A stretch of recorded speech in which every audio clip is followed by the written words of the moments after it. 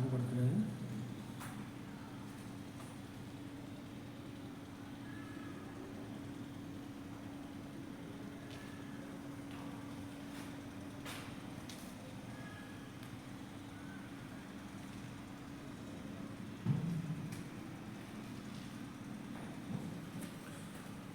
Hello friend, मैं doctor Akhilesh Kumar Rai. आज वैदिक साहित्य का चैप्टर में पढ़ाने जा रहा हूं, जिसमें सर्वप्रथम मैं आर्यों के मूल निवास स्थान के बारे में चर्चा करेंगे। जैसे पहले बात आती है वेद। वेद का अर्थ क्या होता है? प्रश्न पूछता है कि वेद का अर्थ क्या होता है?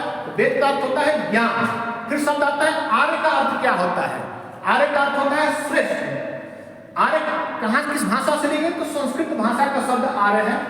उसके बाद आता है कि वैदिक साहित्य को क्या कहा जाता है? तो वैदिक साहित्य को श्रुति साहित्य या संहिता कहा जाता है, क्योंकि सुन कर उसको लिखा गया है। नेक्स्ट है, अब मूल निवास स्थान आर्यों का क्या था? तो कुछ लोग कहते हैं ब्रह्मर्षि देश। जैसे ब्रह्मर्षि देश किसने माना है? तो गंगानाथ झा ने इसे ब्रह्मर्षि देश माना है। अगला आता है सप्त सैंधो प्रदेश। कुछ लोग कहते हैं सप्त सैंधो प्रदेश के निवासी थे यार।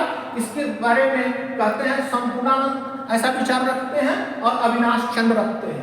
उसके बाद आता है कुछ लोग कहते हैं कि मध्य एशिया बैक्टीरिया है, इसे विदेशी राइटर है मैक्स मुलर का मानना है कि आर्यों का मूल निवास स्थान मध्य एशिया है। फिर आते हैं भारतीय इतिहास।